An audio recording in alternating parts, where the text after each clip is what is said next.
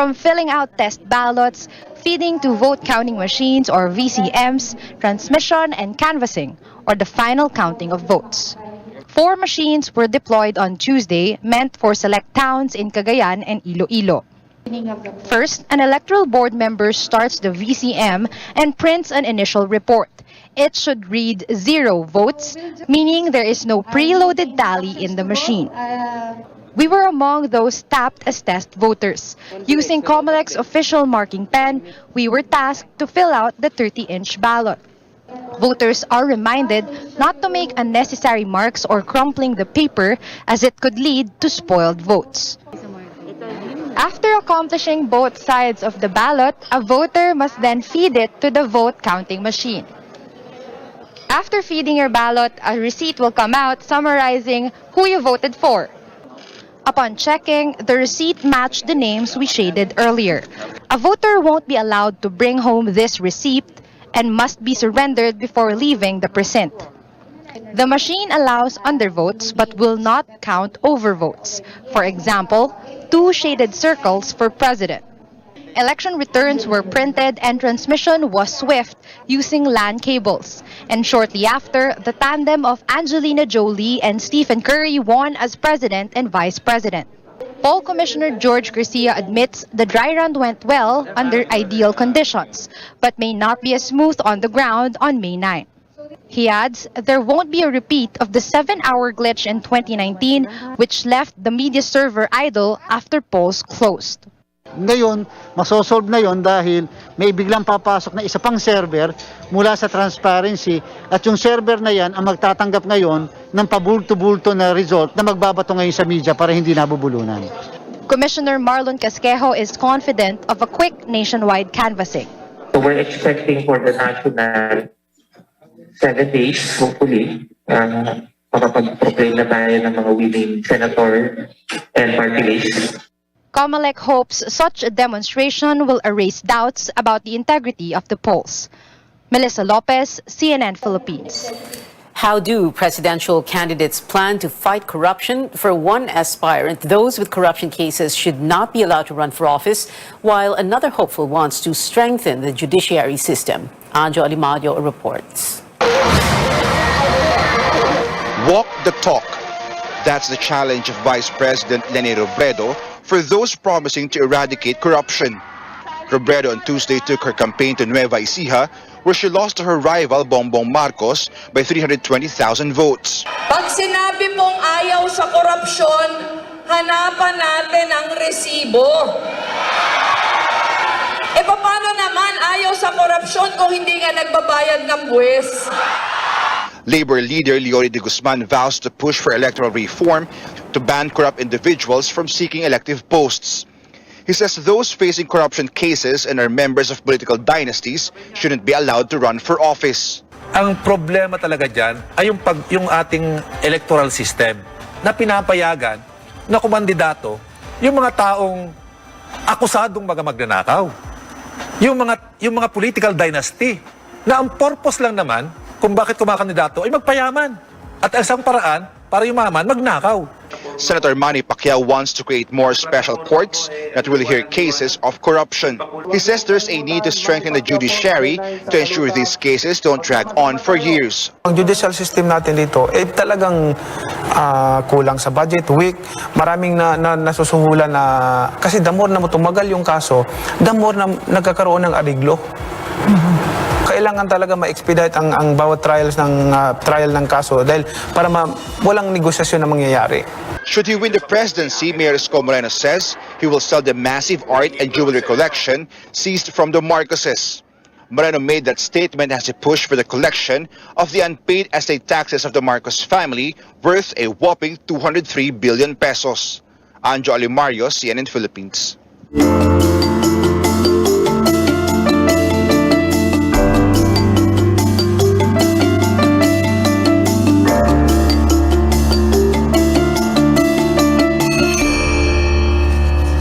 Overseas, Filipino workers face many daunting challenges, from war and other conflicts to countless cases of abuse. How can the next administration help and protect OFWs? Stanley Gahete filed this special report. Some 1.77 million Filipinos work abroad. 2020 government data show they left their loved ones to chase their dreams and to ensure financial stability for their families. Saudi Arabia is the leading destination of OFWs with 26.6% of the total deployment, followed by the United Arab Emirates, Kuwait, Hong Kong, Qatar, and Singapore. But each number is a human face that has a story to tell. Journalist Piers Morgan shared his testimony on the heroism of Filipino nurses in the United Kingdom for their dedication in helping COVID-19 patients. Amazing number of Filipinos work in our NHS and unsung heroes, like so many, but just want to give them a shout out, helping everybody. The Philippines is the biggest supplier of nurses worldwide, with over 150,000 Filipino nurses in the US and about 18,500 in the UK. But why do these brave souls choose to work outside country? Primary reason why I leave Philippines is to earn bigger amount of money. Secondary reason na doon yung to gain more experience in a country wherein they have an advanced technology. But when asked if he would still opt to work abroad if the same salary is offered here, Apart from the salary, binibase din natin sa benefits na ibinibigay ng kumpanya dito. meanwhile, 15-year primary school teacher Levi Masli left Ukraine and returned to the Philippines last February because of the Russian invasion. But she is now afraid of her future here in the country where there are limited opportunities. Kala nung iba, porke OFW ka, pag uwi mo, parang dami-dami mong pera. Alam mo yon, yung parang hindi na uubos. Pero hindi ganun, hindi yun ang reality ng OFW. Philippine authorities have recorded countless cases of abuse among Filipino domestic helpers. Recently, Migrante International and other groups commemorated the 27th death anniversary of Flor Contemplacion, who was executed in Singapore on March 17, 1995. According to Migrante, Contemplacion symbolizes government's decades-long neglect of Filipino migrant workers, most of whom are women. Ngayon po, na ilang dekada na ang nakalipas nang namatay siya, marami pa po tayong mga migranteng manggagawa, lalo na mga kababaihan nating migrante na namamatay, naaabuso at pinagsasamantalahan sa labas ng bansa. The recent creation of the Department of Migrant Workers is dubbed as one of the legacies of the Duterte administration. Can it finally resolve the perennial issues facing our overseas workers? Only time will tell. Stanley Gaete, CNN Philippines.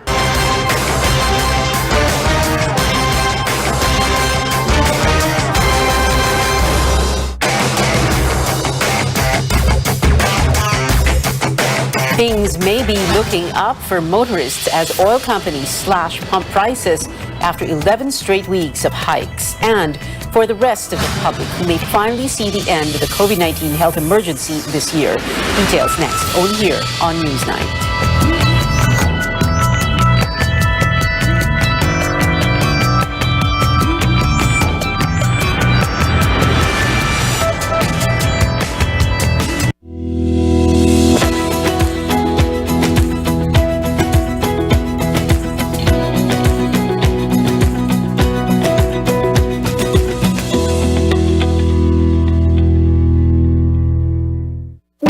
MX3 dahil ito ay napatunayang may alpha, beta at gamma mangosteen.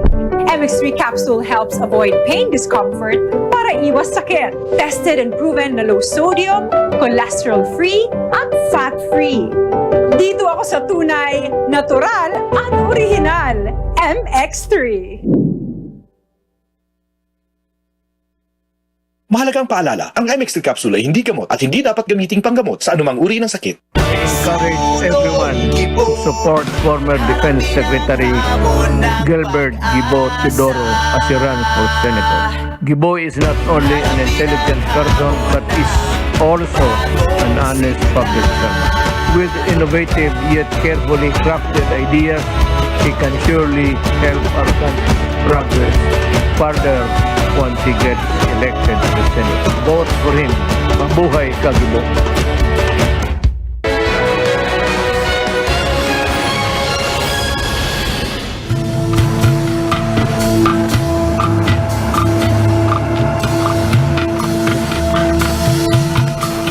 Welcome back. A sigh of relief for motorists and public utility drivers as oil firms decrease prices at the pump for the first time in almost 3 months. Chrissy Di Matulak reports some of them still want the easy way out to get the promised subsidy from the government.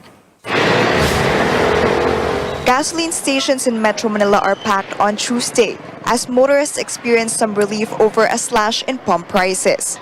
Motorists say they now have something to look forward to after 11 straight weeks of fuel price increases.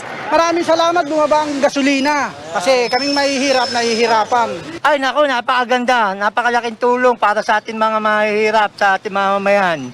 Kaya dapat mas ibaba pa nila ng konti pa. Starting 6 a.m. Tuesday, prices of gasoline decreased by 5.45 pesos per liter, diesel by 11.45 pesos per liter, and kerosene by 8.55 pesos. The adjusted price of diesel this week is 62 pesos from almost 71 pesos last week. Unleaded is currently priced at 65 pesos and 30 centavos from 71 pesos and 75 centavos, and premium gasoline at 66 pesos and 30 centavos from 72 pesos and 75 centavos. The adjustment in prices is good news for public transport drivers who have been contemplating halting operations if increase in pump prices persists. The distribution of fuel subsidy is on its second week, but some drivers claim they have yet to receive the aid as they call on the government to make the process easier for them. Madaming requirements, hindi namin yung requirements eh. Hindi namin provide yung requirements sa dami. Kung ano lang sana, kung rehistro. Mayroon po yung boss namin, yung operator namin. Eh, hindi pa po namin alam, baka hindi pa sila nakakuha. At a House committee hearing this week, the Land Transportation Franchising and Regulatory Board says it is coordinating with other agencies for easier distribution, especially for drivers. We have to find a way na yung concern ng lahat ng mga transport group dito at hindi lang sa Metro Manila at buong bansa na aabot yung subsidiya doon sa bibili ng krudo. The rollback comes a week after oil companies implemented their heftiest price hikes yet, amid Russia's attack on Ukraine. But the rollback does not offset the previous 11 price hikes.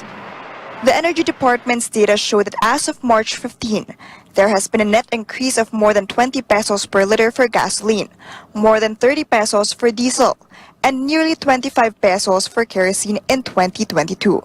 Chrissy Di Matulak, CNN Philippines. Malacanang says the Finance Department is studying the source of funding for the additional 300 peso cash aid that the President wants to give poor families to ease the impact of fuel price increases. The President said the previously approved 200 peso monthly allowance is not enough. The Social Welfare Department says it's also coordinating with finance officials. Sa kasalukuyan, tayo po ay nakikipag-ugnayan sa Department of Finance hinggil dito at habang inaantay nga po natin ang opisyal na kasulatan, pinaghahandaan na rin po ng DSWD yung ating internal guidelines hinggil sa financial assistance upang matiyak po na magiging maayos at mabilis yung ating pamamahagi ng tulong. For now, it is still unclear as to when the government can release the 500 peso cash aid. Presidential candidate Senator Ping Lacson welcomes the development, saying the initial 200 pesos is, quote, pathetically too little. Lacson suggests tapping unused funds in the national budget for the program. Retailers have jacked up the prices of some vegetables. Our senior correspondent Lois Calderon made the rounds of public markets. Higher input costs, fertilizers and transport, combined with more frequent rainfall, are driving up food costs. Vegetable retailers have raised the selling price of tomatoes and calamansi. In Quezon City, tomatoes in public markets of Tandangsora and Q-Mart in Cubao sell for 100 to 130 pesos per kilogram, more than twice the 60 pesos a week ago. Calamansi tripled to 120 pesos per kilogram. Both are higher than the prices the Agriculture Department published Tuesday. Walang nagtanim, lugi ang mga farmers. Ang taas ng mga kasi, patubig, lahat-lahat, yung mga abono. But other vegetables cost less: eggplant, onion, and imported garlic. Other food prices are stable, including the staple, Rice. Rice retailers get their supply from the country's rice basket, Nueva Ecija, Cagayan, and Isabela. They say farmers there have not yet raised the price of grain. But since they have to replenish inventories that are good for the next 2 weeks, the price could change to reflect recent big-time fuel price hikes. Nagsabi na sa amin yung mga supplier sa amin sa Isabela at saka Nueva Ecija na may posibilidad na tumaas nga yung week. Hindi pa siya ganun kataas ang gasolina natin noon. Ngayon mataas na may karapatan na silang tumaas. Sa ngayon, ma'am, parang po, mababa pa po yung bigas, di pa naman tumaas po. Pero hindi ko alam. Still, consumers are feeling the pinch. Lahat mahal. That cannot be denied. Mahal talaga. Pero you have to fit in with your budget. Kagaya kahapon, namalengke ako.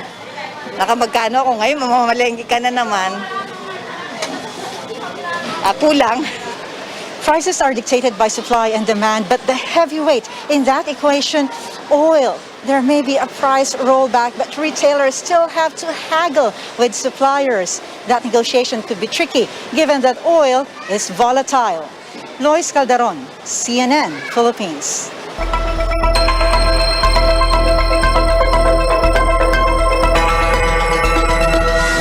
Damage seen across parts of Ukraine, including Irpin city, northwest of the capital, Kyiv. New satellite images show fires from military strikes in the area and flooding in the Irpin River. The river is critical to the Russian advance on Kyiv as it will help troops take the capital from the west. In the United States, President Joe Biden warning of potential cyber attacks from Russia. He says Russian President Vladimir Putin could employ more severe tactics against Ukraine. Meanwhile, nearly 400 Filipinos have already been evacuated from Ukraine. Now back here at home, from a revolutionary force during Spanish rule to leading combat operations in conflict-torn areas in the south, the Philippine Army has always been the nation's first line of defense. David Santos will join us live from Taguig City. He tells us how the country's oldest and largest military service marks 125 years of heroism and history today. From the establishment of the Philippine Revolutionary Army during the Spanish occupation to the long-drawn war against insurgency and extremism in Mindanao, this museum in Fort Bonifacio highlights the stories of soldiers willing to sacrifice their lives for the country. As it marks its quacentennial this year, the Army in retrospective over the crisis in Europe. Because if you look at Ukraine, ang mga lumalaban doon ay yung mga mamamayan nila. Their citizens, ordinary citizens, are fighting for their country. This is what we want to develop. There have been calls to revive citizens training for national defense or even mandate military service. The Defense Department has previously nixed the idea, describing it as a logistical nightmare. We will have to start slowly. We already have an existing reserve force. Yun muna yung palakasin natin. The Army, like the Navy and the Air Force, is also struggling to build its strength. Among its latest acquisition, artillery assets to improve its firepower mobility. This amid persistent security threats, including potential foreign aggression. In a recent gathering of former Army chiefs, National Security Advisor Hermogenes Esperon stood by the government report of China's illegal incursion in the Sulu Sea in late January. Some reports say China could have been spying on Filipino and American troops training in Palawan. There's now a call in Congress to investigate the incident. That's why we lodged a diplomatic protest. So we're not taking that lightly. Now, the Army handed out anniversary packages to its units nationwide consisting of new uniforms, firearms, and vehicles. It is also releasing a one-time anniversary bonus of 3,000 pesos to more than 100,000 personnel. Pia. Well, David, you're joining us there from the Army's headquarters in Fort Bonifacio. Secretary Delfin Lorenzana, Defense Secretary, speaking during this afternoon's Army Day celebration. His last as Defense Chief, what did he say? Well, Secretary Lorenzana thanking the Army for what he called their rock-solid support to throughout his term in the Defense Department. He cited the Army for having been in the forefront of many security challenges, including the government's response to disasters and the pandemic. Lorenzana, in his speech, also reiterated that the military won't be able to fully comply with the wish of their Commander-in-Chief, President Rodrigo Duterte, to put an end to the close to 5-decade-old insurgency problem. He said it will take a little bit more time to solve it. Now, just to add, Pia, this is the first time since the pandemic that the military held a major in-person event, complete with traditional honors and parade of colors, bringing back some semblance of normalcy in the organization. Pia. David Santos there reporting.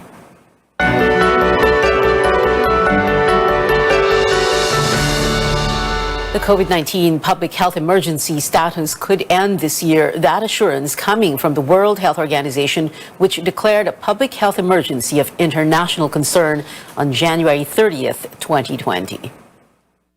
The pandemic will take some time to end, but the emergency of COVID-19 could end this year.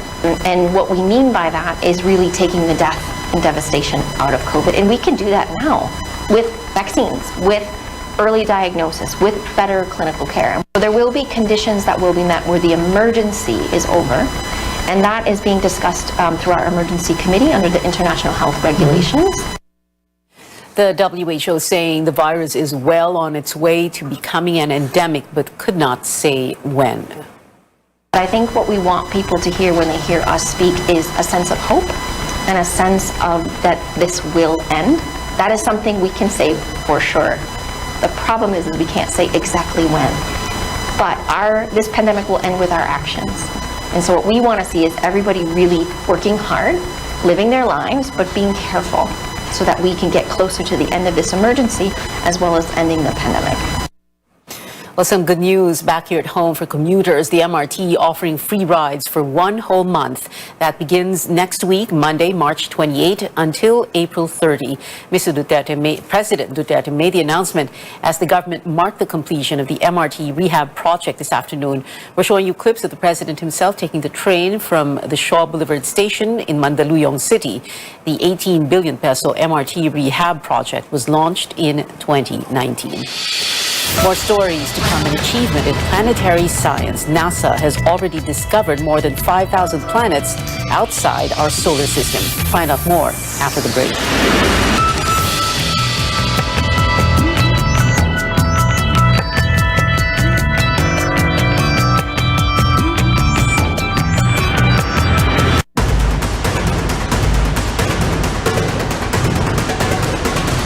The 4 army men who died in that controversial police operation are now here in Manila. Sanay na raw, no? This is not unusual para sa mga taga dito ang ganitong klaseng sitwasyon. They did not hold it in their traditional protest grounds amid the coronavirus pandemic. David Santos, CNN Philippines.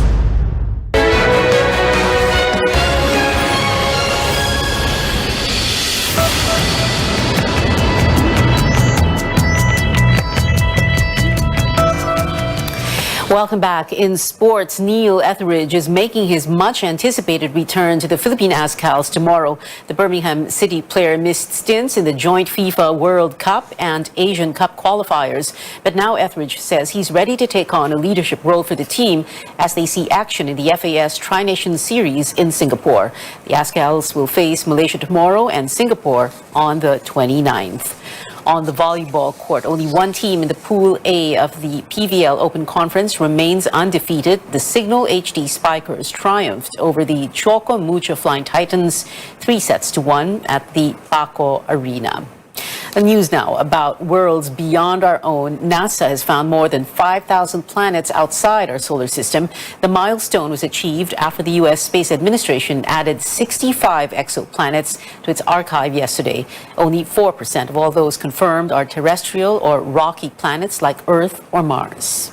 And that is it for now. Join me again on Politics as usual, now from 8 to 9 p.m. I'm Pia Ontiveros for Newsnight, where we go above and beyond headlines.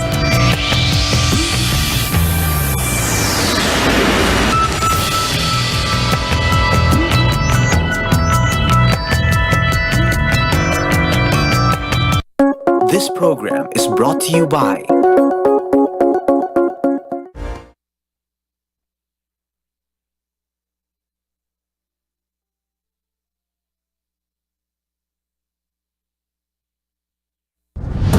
RPN Regional AM radio stations nationwide welcomes CNN Philippines, a first on radio. To bring you the latest news you can use, news you can trust. Listen to Newsnight, weekdays, 6 p.m. We now go above and beyond the headlines. Followed by Med Talk, Health Talk. We'll talk about how to keep ourselves healthy during the pandemic. Politics as usual. Our guests for tonight, two political science professors. Up close and more. Catch CNN Philippines in all RPN AM radio stations. Weekdays, 6 to 7 p.m. CNN Philippines Hour. DYKB Radio Ronda.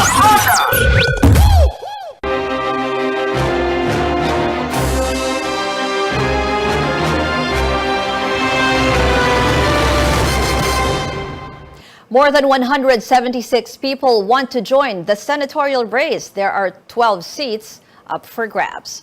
Among the aspirants is an advisor to the Health Department and the president of the iBank Foundation. Let's now get to know Dr. Mingita Padilla. Good evening, ma'am. Good evening, Ruth, and good evening to everyone who's watching tonight. Maybe the first question I would like to ask you, Dr. Padilla, why do you want to move from the medical field to politics? Actually, Ruth, it was a leap of faith, but what I had to do and hope that somebody would catch me because the call was coming little by little, getting louder and louder. But the last straw was the pandemic and the response of the government, which we really felt was there was no sense of urgency. And there were so many things which could have been done better. Then the final straw was all the corruption that we saw. The Pharmaly, the PSDBM, the 42 billion transfer to the DOH, whereas so many of our colleagues were crying for PPEs, using garbage bags for PPEs. So many were dying, and there seemed to be so much unadulterated, obscene profiteering amidst all the suffering.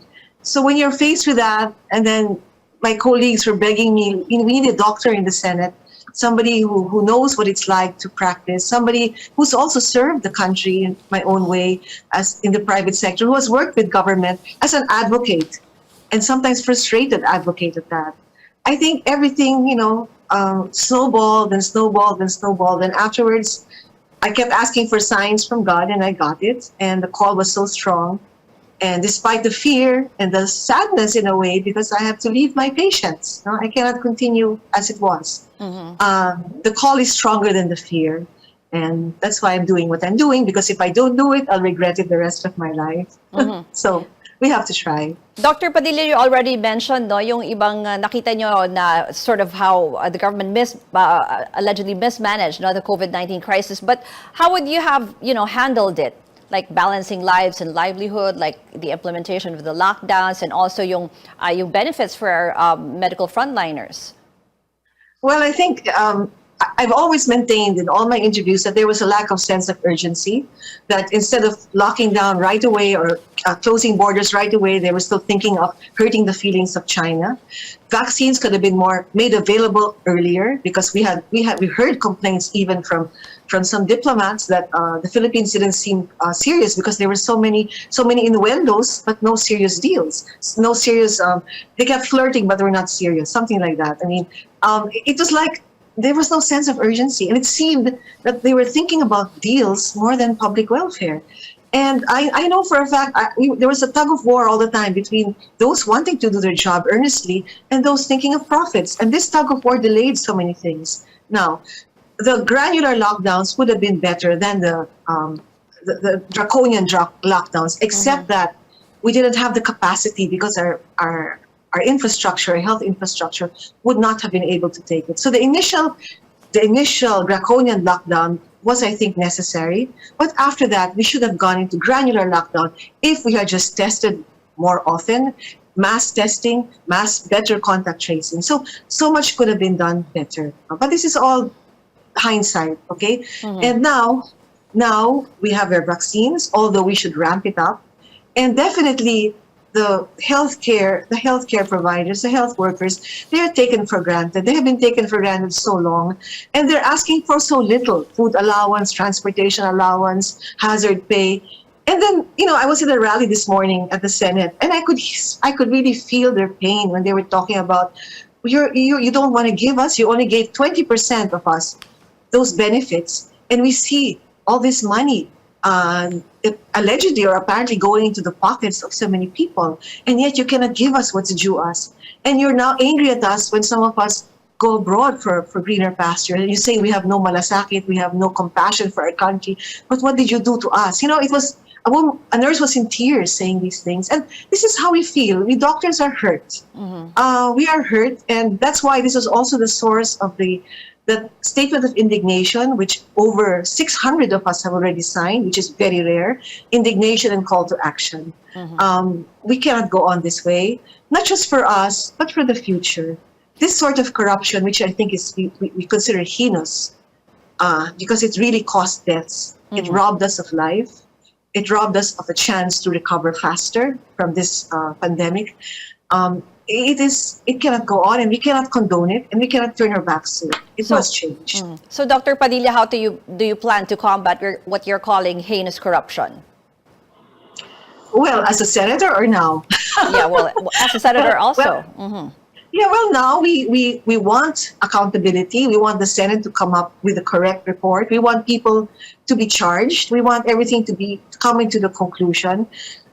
We will not allow cover-ups, and we will call attention to it if we feel our intelligence is being insulted by the cover-ups, because sometimes it's so blatant that even you don't have to be a genius or educated to see that there's a cover-up.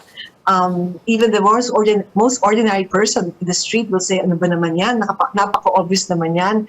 Masyado naman tayong niloloko, no? Ginagawang tanga. They even say that, no? So we will have to be vigilant, and we will call out. We doctors who are usually so quiet, we're just so involved with our patients, we will call out what we see. And if it's not correct, then we will do something about it. And I think some of us will actually also file charges in court. So we're not going to wait for the Senate to do so, but I hope they do so. But some private citizens will also file charges in court. In your previous interviews, and you're also the co-convener of Doctors for Truth and Public Welfare, you have given a lot of importance on the fight against misinformation, especially in terms of sa healthcare, no? Just how important is that, and what do you plan to do about it? Well, if given the chance to be a senator, one of my priorities will be also to see how we can combat medical misinformation. Never mind the misinformation is just, nakakatawa, like this guy was kidnapped by a marshal or something like that. But if it's medical information, especially the kind that scares people, that prevents people, from getting vaccinated, which we know unequivocally saves lives. Vaccines save lives. All the statistics in the world have shown that. For every 10% increase in your vaccination, your hospitalization goes down by 40+% for every 10%. So can you imagine if you're stopping that because of medical misinformation? We ought to have a law. And we also need to educate our students. Maybe this is in connection with that, digital knowledge. How do you tell fake news from truth? And how do you also prevent predators from attacking or endangering our youth? This is all related, okay? May I say something also about moving on, how we can recover from COVID, from these lockdowns, how our economy can recover? Ruth? Yes, go ahead. May I say something about that? Because, I think almost all scientists around the world have now agreed that we're going away from the zero COVID to living with COVID. Because if we want zero COVID before we become normal or have some normalcy, we will not recover. We are one of the worst performing countries in the world. And according to Secretary Carl Chua himself, it will take us about 10 years to really recover. But we can hasten this, okay? One is we have to learn how to live with COVID. And the only way to do that is to ramp up vaccinations and to test frequently. We cannot just limit ourselves to PCR. And I'm glad to see that in many areas, in many offices, in many government agencies, they're using the antigen test, because this is the one that's very practical. So we can go about our daily lives more freely. But as far as vaccinations are concerned, we have to now look outside NCR because this is the problem. We have to vaccinate before the surges come. Let's not wait for the surges. Because many of these places, once they have a surge, you'll have more deaths because they don't have the health infrastructure to deal with the surges. Okay, Dr. Padilla, yeah. Also, outside of the medical field, we also want to hear about your economic agenda, maybe in terms of fighting poverty alleviation or, ensuring more job security, maybe? Yeah, well, of course, you know that the health will always be related to jobs, okay? Because if you have, like what we saw, the pandemic, the whole world stopped. We lost jobs, etc. But I'd like also to focus on, can I also focus on the neglected parts, neglected sectors of society, which are the farmers and the fisher folk? Because they are in dire straits, and our country is in danger of losing our farmers if we do not pay attention to them. I have been holding dialogues with them, and although there were laws supposedly to empower them and to make their situation better, they have not been implemented. So I will try to look into the benefits for the fisher folk and the farmers. Okay, and this is. Imagine we're an agricultural country. We cannot possibly be dependent on imports because one day the weapons of war will be food. And if we don't have our own food production, we will be very vulnerable to other countries. Imagine that, because we never took the time to develop our agriculture and we neglected our farmers. So food security is one way and of helping our economy, helping the least of our people. Now, as far as the jobs now, I think we have to continue where we're going now, which is opening up the economy slowly, making sure that we have some semblance of normalcy, while also ensuring that we have agile or flexible mechanisms to keep the cases at a manageable level. We should stop thinking of cases now per se. We should already base our decisions and base our opinion of whether we're doing okay or not on hospitalizations, because COVID, once you have been vaccinated, and then we have to ramp up the production of tablets like molnupiravir, which we like to be an antibiotic, then our lives can go back to normal. And as soon as we have that confidence, our economy will grow and we'll have jobs again. Okay, we will continue this up-close conversation with Dr. Mingita Padilla after a quick break. Stay tuned to CNN Philippines.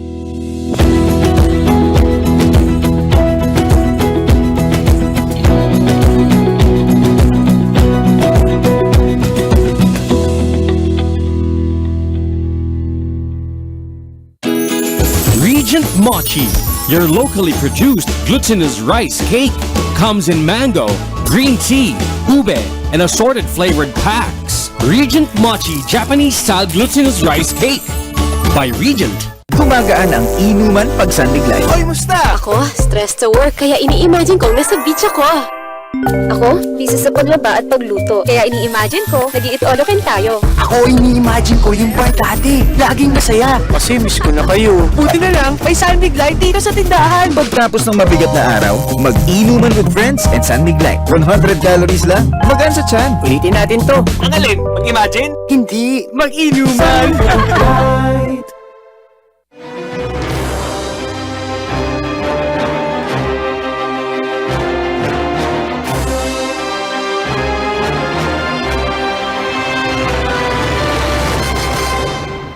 This is the final word on CNN Philippines. Thank you for joining us. I'm Ruth Cabal. We continue our up-close conversation with senatorial aspirant Dr. Mingita Padilla. Doctor, I just want to know what you plan to do with the war on drugs. How do you plan to handle that? Okay, but before I go on the war on drugs, can I just say a few more words about poverty? Just a few more words. Go ahead. Because I forgot to mention that come next year, the new budget the mandanas ruling of the Supreme Court will come into effect, meaning LGUs will be getting more funds, not 27.6% more than they are today.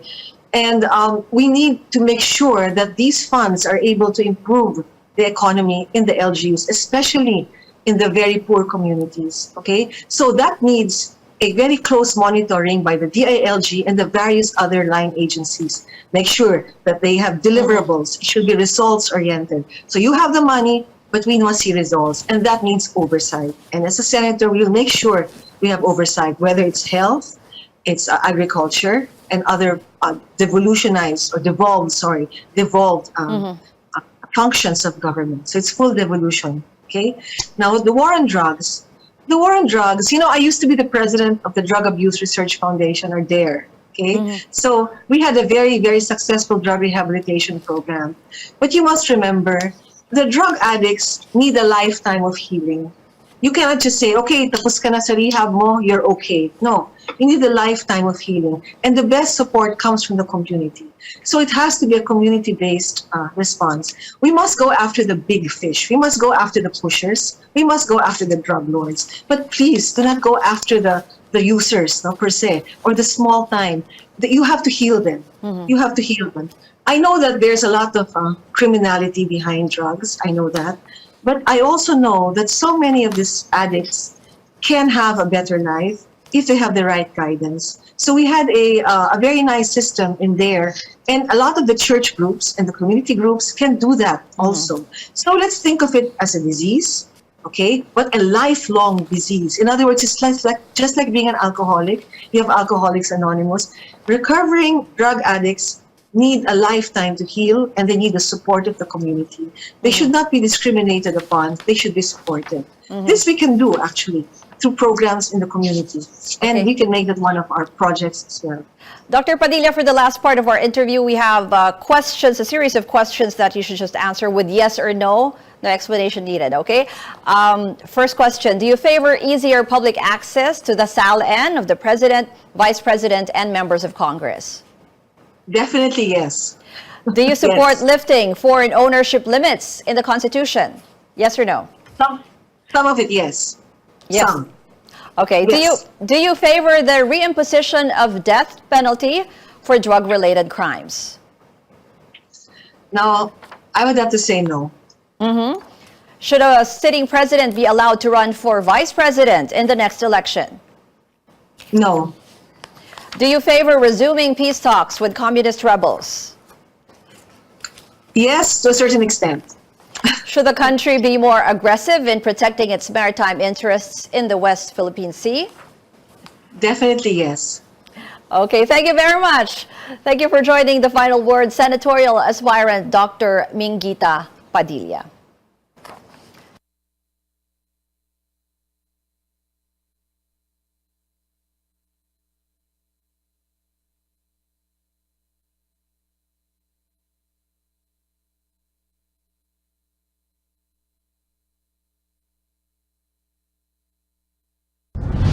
RPN Regional AM radio stations nationwide welcomes CNN Philippines, a first on radio.